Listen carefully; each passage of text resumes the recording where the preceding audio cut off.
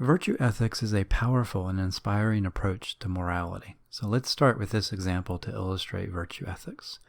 Let's say you and I both walk by a depressed person in the cafeteria, and this depressed person is in need of help. I don't notice the person because my mind is simply not recognizing the signs. I'm too focused on getting my food and accomplishing my goals to see her and her suffering. But you see that she is depressed. You feel empathy. You desire to help her, and then you use your skills developed over many years, to introduce yourself and help her. So the point is, you are virtuous. I am not. You are virtuous because your subconscious picks up on her suffering. My subconscious does not. You are virtuous because you then feel empathy for her. Another person may see but not feel empathy, and so she has a deficiency, a vice. You are virtuous because you then desire to help her, and you have the skills to do so. Another person may have a vice because they either do not want to help her or they have not yet developed the skills to do so. In short, virtue ethics is an approach in which you recognize that morality is more than following rules or doing the right actions. Morality and virtue are about how you perceive, think, feel, dream, and desire. Virtue is about your character and your dispositions. It's a state of being, not simply an action. According to virtue ethics, moral goodness is ultimately rooted in people, character, and a way of being that the rational mind cannot fully understand. The essence of virtue theory is this: the good act is not an intellectual principle. The good act is the one that flows from a good person. So when you study virtue ethics, the question shifts from what should I do to who should I be? More precisely, it shifts to descriptions of virtuous people, how they think, feel, desire, and act, instead of trying to reduce morality to a rule or set of rules. In the end, your moral responsibility is not simply to do the right thing, but to be a virtuous person, a person who does the right thing because they naturally want to. Okay, let's explore some questions to deepen our understanding of this. Question 1. How is it different from other theories? What question does it focus on?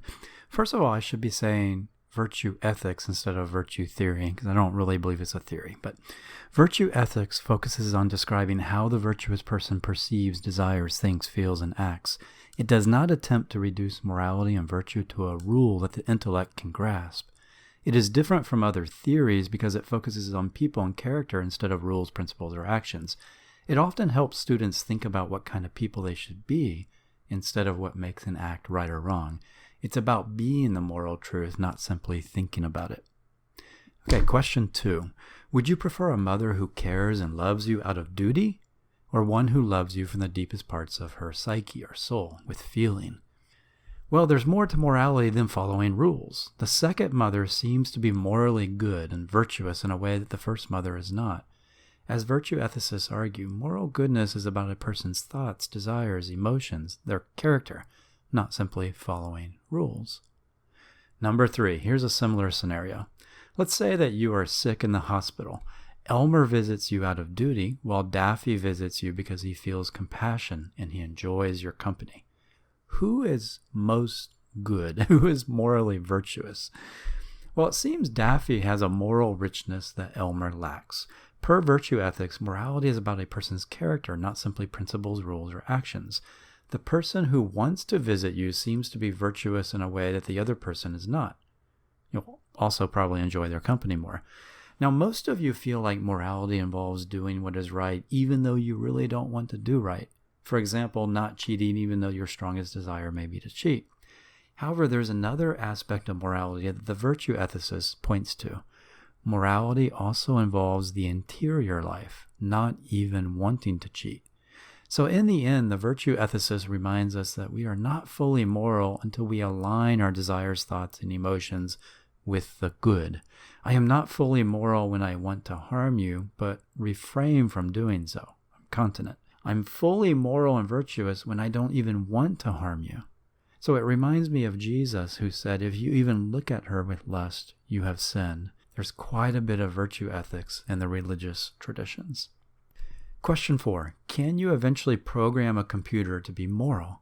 Well, this question will give you another way to understand the foundational elements of virtue ethics.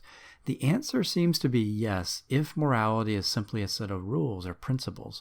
For example, we could, in principle, program a computer to follow utilitarianism, so it might steer the car into 1 instead of 5 people. Or we could program it to follow egoism, it preserves itself at all costs, and so on. However, a virtue ethicist is far more skeptical about the possibility of programming a computer to be fully moral. The deeper morality is a state of being and character, not a set of rules. A computer would need emotions, motives, moods, subconscious drives, and more to have the potential to be moral. So at this point, I get into interesting discussions on the nature of consciousness and AI with my students. David Chalmers' hard problem of consciousness and John Searle's Chinese room arguments arise. In the end, the bottom line is this. If we are to create an AI that is moral by the standards of virtue ethics, we will need to create a form of conscious AI that has a subconscious, emotions, thoughts, creativity, habits, dispositions, free will, whatever that is, and something it's like to be itself. We need much more than a program that can learn or exhibit intelligent behavior. We need to create a mind and more. And the obstacles are very serious. Okay, number 5, what is a virtue? Well, we have already seen some examples of virtues. The person who sees the student is suicidal and can help her, the loving man hugging his returning son, and so on. But let's explore a more formal definition of virtue. In the Greek, virtue is arete, which means excellence. So for example, a virtuous or excellent knife is sharp and it cuts well, while a viceful or vicious knife is dull. A virtuous human being demonstrates consistent excellence in her thoughts, emotions, perceptions, and actions. A virtuous person does not simply act differently, she sees, perceives, feels, and thinks differently. So think of virtues as habits or dispositions that improve your life and the lives of people around you. They are ways of being that are intrinsically valuable, but only a virtuous person can fully understand that point. Okay. Now at this point you might wonder why you should be virtuous. Well, it's a long discussion, but deep down, it's because you love the good. Deep down you are virtuous. You admire the person who perceives the depressed student, wants to help them, and has the skills to do so. You are drawn to become virtuous. It's in your deepest nature, your DNA. You are already motivated to be virtuous. It's in you. It's waiting to be expressed. All right. Number 6. Okay, but what are some other examples of virtues? Let's be more concrete. And I think the way to get at this is to think of someone you admire. It may be a parent, a friend, a moral hero, a religious figure, whatever. List the qualities that make them good. You'll probably list things like kindness, fairness, benevolence, charity, prudence, intelligence, compassion, perceptive, temperate, patient, humble, and so on. These virtues are about the interior life of thoughts, emotions, and desires, as well as the exterior life of action. Now, we all have vices as well. Gluttony, sloth, greed, lust, impatience, rudeness, hot-headedness, ignorance, blind to the suffering of others, focus too much on the future or the past, demonizing others. Okay, another way to study the virtues is to explore Aristotle's golden mean. You can find this in the Nicomachean Ethics by Aristotle, which is a great book. I recommend it. It's not just a book from which you can get insights, but also insights about how to live well. So question 7 just asks you to explain the golden mean from Aristotle. Now notice this is not the golden rule, do unto others as you would have them do unto you, but is instead the golden mean, the idea that each virtue is a mean between two vices. The main idea of the golden mean is to clarify the virtues by describing the virtues as the mean between two extreme vices, I should say. One vice is a deficiency, eating too little, while the other vice is an excess, eating too much. The virtue is eating just the right amount for your body type, which is something you learn over time. So let's look at some of these rows. Courage. Courage is a virtue, not too much or too little fear. If one is cowardly, it does not mean he's evil. It simply means that he is too fearful to apply for the job, ask her for a date, and so on. Cowardice then is an obstacle to living the best life possible. On the other hand, the other vice, if one is reckless or rash, he often takes unnecessary risk, demands job raises, asks everyone for a date, runs into gun battle with a sword, and in general, thinks and acts in ways that do not support deeper friendships and the best life possible. The virtue is the mean between the extremes of cowardice and reckless or rash behavior. The virtuous person has emotions, thoughts, desires, and actions that are a mean between the extremes of cowardice and rashness. Let's look at the virtue of being truthful, another row. Let's say I'm very successful. If I am truthful, I will say my success arose because of my choices and hard work, like waking up at 4 a.m. every morning and working hard, but also because I was lucky, being born into good family or culture, not getting hit by an asteroid, not being born in a war-torn country like Syria. The excess vice is boastfulness, in which I believe and say that I did it solely because of my own efforts, and I'm better than those who aren't successful in this way. The deficiency is understatement, wherein I say I'm successful only because I'm lucky. I downplay my success. So the virtuous person, according to Aristotle, feels and believes that her success is a blend of luck and effort, thereby avoiding both boastfulness and understatement. So we could continue in this way. The virtuous person doesn't feel too much or too little self-esteem, doesn't eat too much or too little for their body type, doesn't feel too much or too little anger at injustice, and doesn't seek to please people too much or too little. And that's a good one, pleasing people. One interesting vice that he mentions is being obsequious. This means I am a yes person and I want to please others too much. So I might flatter and agree with everything you say. Here's the problem. I can't form deep relationships when I am obsequious because people don't really know who I am. Deeper relationships are based on truth. We can disagree on politics and religion and still be friends. The virtue is friendliness. The vice is obsequious. The virtue is friendliness, in which I can form deeper friendships because I honestly present myself. The other vice is being cantankerous, and that's when I constantly disagree with others for the sake of disagreement.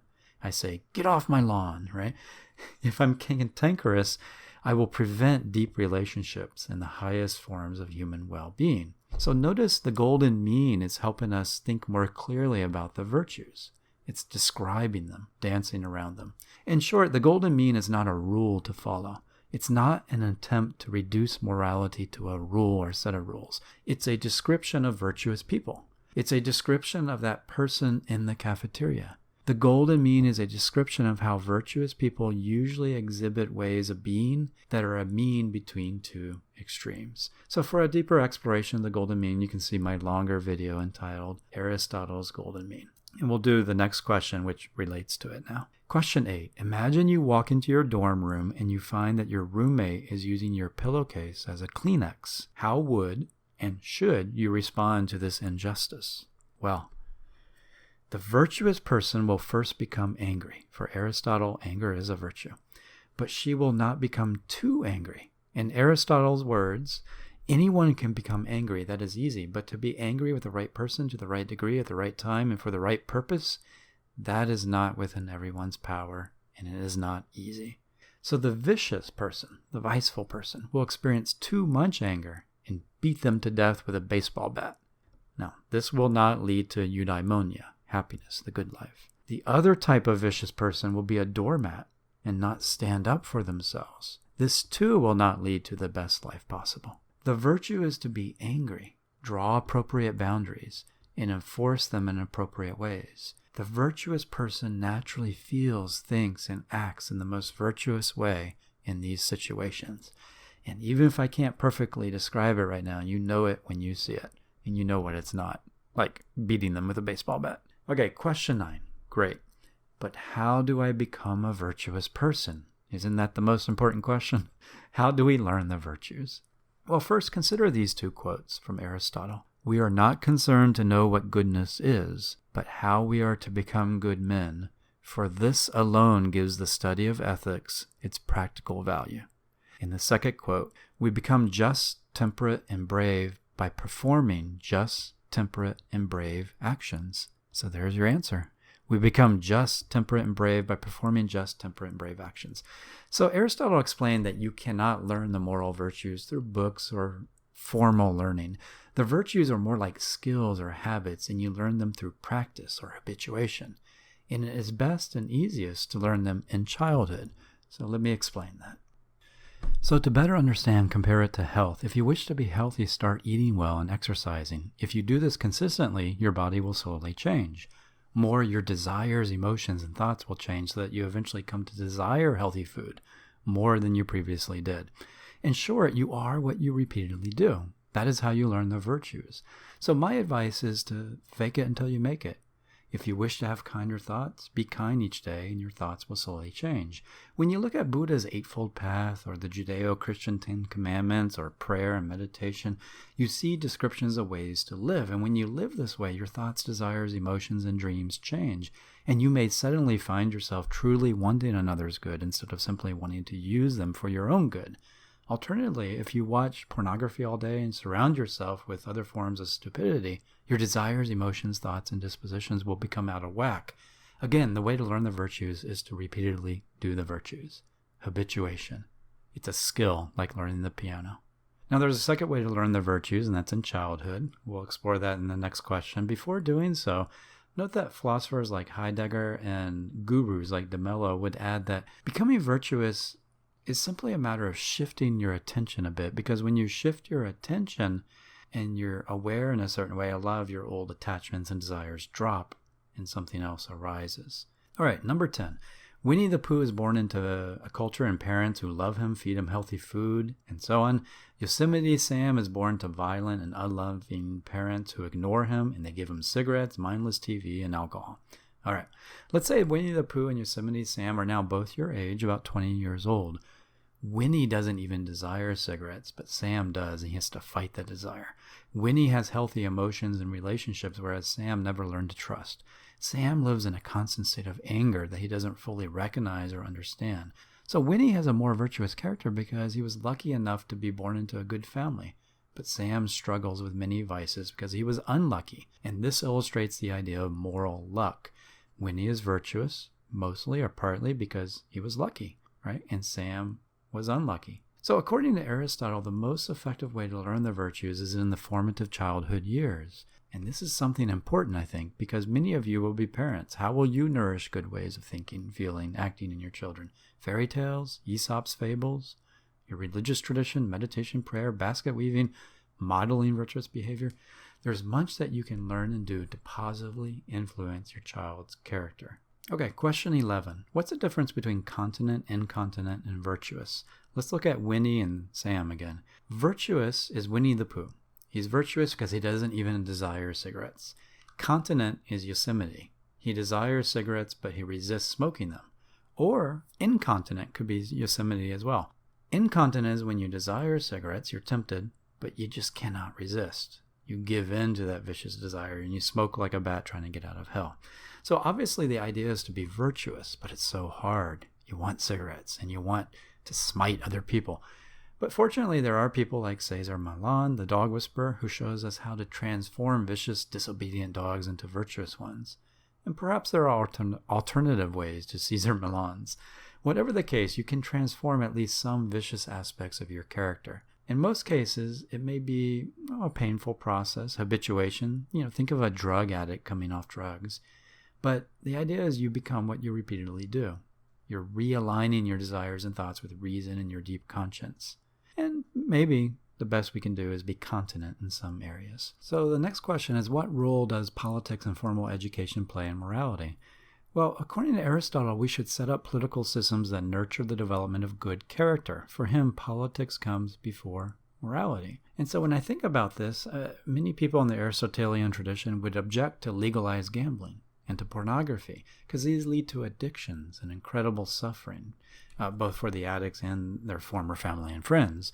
So the environment is important, and politics shapes the environment. That's the idea. As for education, I think he would advocate for universal education and the teaching of gymnastics, music, math, certain kinds of poetry, and so on. Counterintuitively, he would not think teaching critical thinking is too important at a young age.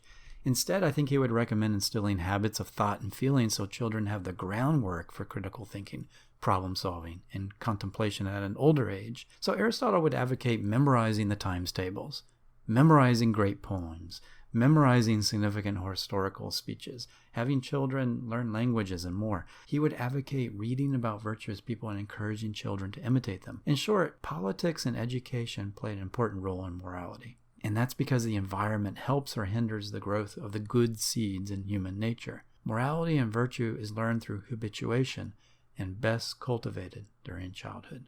Number 14. Look at the young lady, old lady optical illusion. Now, many people cannot see the old lady at first, but they see when they look for her. How does this relate to virtue ethics? While living the moral life changes the lenses, the eyes through which you see the world, it enables you to see what you previously could not imagine. So you have to trust and imitate a virtuous person to see, to become the type of being that can see. According to Aristotle, nobody is really born virtuous. One acquires virtue in childhood and over a life. I believe that living virtuously, by the way, gives you access to new truths, like in the cafeteria examples. It helps you see living metaphysical truths that the two-dimensional intellect simply cannot grasp. Now, notice even though Aristotle says we acquire virtue in childhood, he's not like Skinner saying we're a blank slate and we acquire all the virtues, right? It's more like this. Your upbringing, your environment will nurture certain seeds in you. And if it nurtures the good seeds, you acquire virtue. It's not planting the seeds, it's nurturing them. Okay, number 15, religious people. How do they practice virtue ethics? Well, it's integral part of most religious traditions. You can pray each day for the well-being of everyone.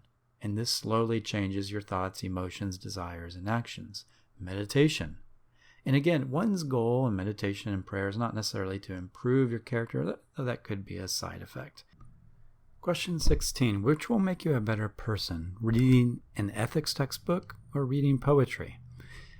Now, while there are many benefits to an ethics textbook, it's mostly a matter of thinking about morality, not becoming moral.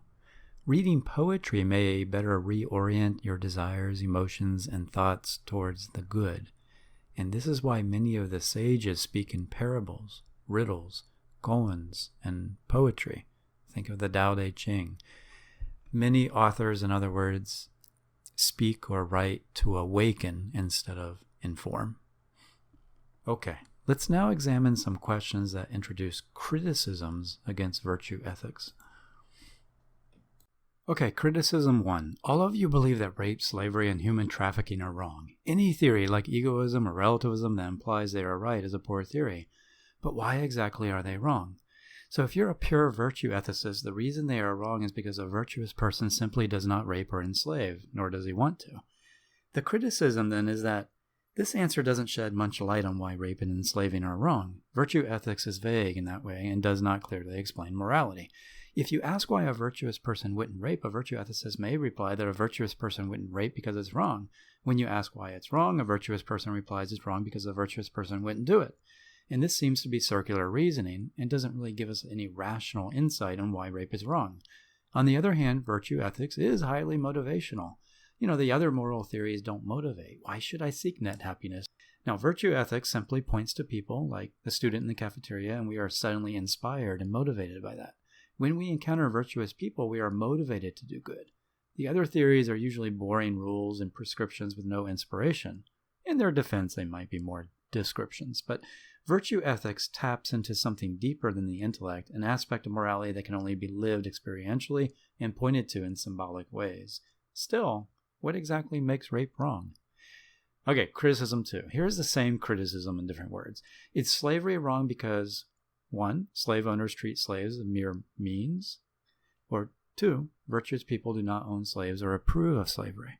So this is a criticism against virtue theory. It seems it's more reasonable to believe slavery is wrong because it violates Kant's categorical imperative. Saying slavery is wrong simply because virtuous people disapprove seems to be an appeal to authority. And so virtue ethics seems to face some of the same problems as divine command theory, in which one argues an act is good simply and solely because a perfectly virtuous God disapproves of it. This is also called the priority problem. The idea is that virtue ethics cannot stand alone. It needs the other theories. The other theories are prior to virtue ethics. For example, rape is wrong because it's disrespectful, Kant, or it doesn't promote net happiness, utilitarianism, or it's not really in your self-interest, ethical egoism. Virtue ethics is not an alternative theory, but instead describes virtuous people who have internalized these deontological, utilitarian, or egoist rules. So like a great blacksmith, they have learned and practiced the rules so deeply that they are part of their very being, their subconscious thoughts, emotions, desires, and actions. Being virtuous is effortless for them. They do by not doing. They're a conduit for goodness, just as a great musician or artist often feels themselves to be a conduit of the muses. So in short, this criticism says virtue ethics is important, but it does not ground morality. Number 3, is it too difficult to change your nature? Notice too, there are 2 vices for every virtue. So being virtuous is like always hitting the bullseye. Sounds difficult from where I'm lazily sitting. So this question brings up a criticism, obviously. It's like the criticism that utilitarianism is too demanding. When utilitarianism requires me to sacrifice myself for the greater good by jumping on a grenade, virtue ethics is too demanding because it requires that I change my desires, emotions, thoughts, dispositions, and subconscious to truly be virtuous. Holy cow, that's difficult. I cannot just choose to not want cigarettes. That takes decades, and in times of stress, I may still desire a cigarette. Now, of course, the reply is we can become more virtuous even if we cannot become perfectly virtuous. Here's another criticism, number 4. Is virtue theory a form of relativism, since virtues vary from culture to culture? So that's interesting. The virtues of the Viking culture seem to be different than Amish virtues. Is virtue simply a description of a culture's values? Well, a virtue theorist may respond by arguing there are shared values since humans are one species on the same planet. After all, most cultures have some version of the golden rule and the golden mean. And how could a culture survive without valuing courage, generosity, or honesty? Courage, for example, is always needed to face the dangers in all cultures. Second, a virtue theorist may argue that one who thinks like a genocidal maniac is just as virtuous as Martin Luther King Jr. or Gandhi. Well, if they think that, they're morally blind. It's not relativistic because virtue is deeper than shifting cultural norms or the zeitgeist of the time. A courageous person has a virtue even if their culture does not recognize it.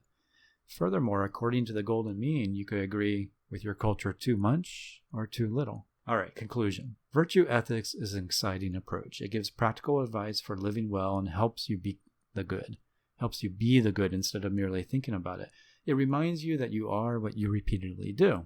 Of course, it too faces criticisms. Perhaps virtue ethics describes something important about morality and the good life, even if it doesn't explain the whole of it. Perhaps more than you think. Morality and virtue may ultimately be something you cannot understand through reason, but something you must be. Virtue ethics reminds us that we are, again, what we repeatedly do, and what we repeatedly do gives rise to new ways of thinking, emoting, dreaming, and being.